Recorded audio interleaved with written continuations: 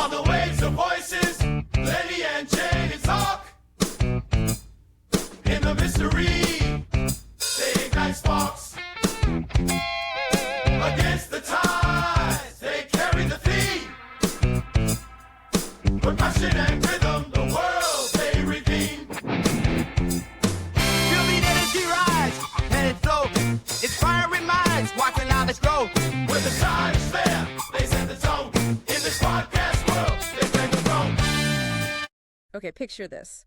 You're at a fashion show, in Disneyland Paris, no less, and suddenly a bag, a Caperni swipe bag, appears, seemingly floating in midair as it's being created. Right. Talk about a showstopper. Seriously. So today, we're diving deep into the how and why behind this. I mean, it's Caperni and Disney. It's this amazing blend of, like, imagination and cutting-edge tech. You don't see that every day. For sure. And we've got 2 articles to guide us. One from Wired, which captures all the buzz from the show, and another from the company behind the magic, Rapid Liquid Print Co. They're the ones with the really groundbreaking tech. Exactly. By the end of this deep dive, you'll be totally in the know about Rapid Liquid Print, or RLP for short. We'll get into all of that. And see how Caperni's pushing the boundaries of fashion, making it both stunning and sustainable. Which is, I mean, that's the dream, right? Absolutely. So let's start with the star of the show, the Caperni swipe bag. But this time it was created in a totally different way, thanks to RLP. Yeah, they didn't stitch it or glue it or anything like that. This bag was basically drawn into existence inside a special gel. Drawn in a gel. Okay, I'm definitely intrigued, but you're going to have to break that down for me. How do you even draw a bag, let alone in a gel? So imagine a 3D pen, but instead of plastic, it extrudes liquid silicone. And it goes into this gel, kind of like thick hair gel. As it comes out of the nozzle, it solidifies, taking the shape of the bag. So the gel is like a mold that just disappears. That's incredible. Exactly. And the coolest part is, this gel, it actually serves 2 purposes. It holds the design in place as it's being printed, but then you just wash it off with water, and boom, you've got a perfect bag. Wow, that's so much cooler than traditional 3D printing with all those support structures you have to remove. Right. No supports means it's faster, uses less material, more efficient, and eco-friendly. And speaking of eco-friendly, they made this bag with platinum-cured silicone, which I learned is recyclable. So it's not just stylish, it's sustainable. Caperni's really putting their money where their mouth is when it comes to eco-conscious fashion. For sure. And RLP, it really plays a big role in that. They can create these super intricate, innovative designs and minimize their environmental impact. So it's like a statement about the future of fashion, not just a cool bag. Exactly. Sustainability and cutting-edge design, hand in hand. Love it. Now, before we go any further, we need to talk about the brains behind this tech, Rapid Liquid Print Co. They're onto something really special here. What else can this RLP technology do? Well, one thing is it's not just limited to silicone. They're working with foams, plastics. It opens up a whole world of possibilities. Hold on. Are you saying we could see furniture, car parts, maybe even houses printed with this? It's not out of the question. RLP is a real game changer in terms of what we can create and how we create it. I'm officially geeking out now. Okay, so we've got revolutionary 3D printing tech, a fashion house pushing boundaries, and, oh yeah, a sprinkle of Disney magic on top of it all. It's like a recipe for pure innovation and wonder. It really is. And it's not just about the spectacle. Think about it strategically from Disney's point of view.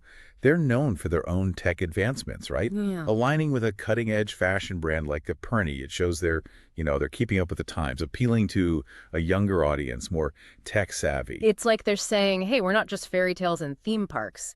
They're embracing the future of, tech and design. Exactly. And it really makes you wonder what they'll come up with next. And speaking of pushing boundaries, didn't Caperni make headlines a couple years ago with that spray-on dress, the one Bella Hadid wore? Oh, absolutely. That was iconic. Fashion history in the making. And just like with the swipe bag, they went beyond the visual. The material, called fabricant, it's machine washable. You can even reliquify it and reuse it. So again, not just a fashion statement, but a sustainable solution. Exactly. It's all part of their mission, to innovate and improve lives through technology. It's clear that the swipe bag is more than just an accessory for Caperni. It's like a platform for experimentation. They even made a version out of aerogel. Yes.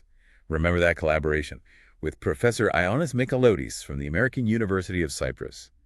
Talk about pushing the boundaries of material science. Okay, I gotta admit, aerogel's new to me. Is it as futuristic as it sounds? Oh, it definitely is. It's super lightweight. It's 99% air. It can withstand insane temperatures, like 1,300 degrees Celsius. That's hotter than most ovens can even go. NASA even uses it to collect interstellar dust. Seriously, it's like something out of a sci-fi movie. Well, that makes sense considering the minds behind Copernic, Sebastian Meyer and Arnaud Vion. They both love science fiction, and they're all about pushing the boundaries of what's possible in fashion. Clearly, they're not afraid to try new things, even if they seem a little, out there. And they're not afraid to, challenge conventions. Arnaud Vion actually said in an interview that it's amazing how people react to new ideas, even if those ideas are unfamiliar or unknown at first. I love that. They're showing that fashion can be a powerful platform for innovation and scientific advancement. I mean, how many people knew about aerogel before Copernic made a bag out of it? Right. They're making science cool and accessible.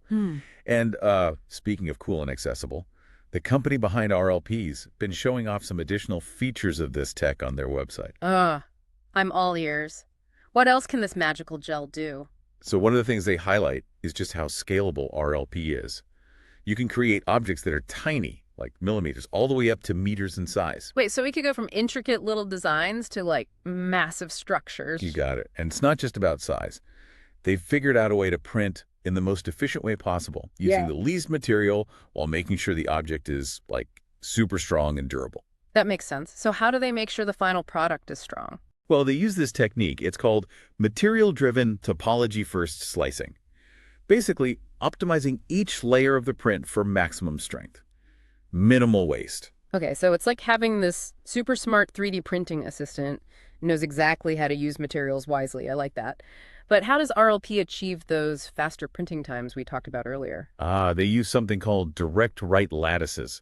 It's how they make those complex structures without sacrificing smoothness or isotropy. Okay, isotropy sounds a little technical. Break that down for me. Sure. Imagine a chair leg printed with RLP. Isotropy means it'll be just as strong whether it's supporting weight from the side or straight down. Consistent strength, no matter how you stress it. So, no weak points. That's super important, especially if you're using it for, say, medical devices or aerospace components. You got it. And get this, they also use something called non-planar toolpaths. Non-planar toolpaths. Okay, now you're losing me. Basically, the printing nozzle isn't limited to moving in straight lines. It can move in 3 dimensions, following the curves and contours of the design. So a robotic arm that can dance around printing from any angle. That makes more sense. Exactly. Way more design freedom than traditional 3D printing.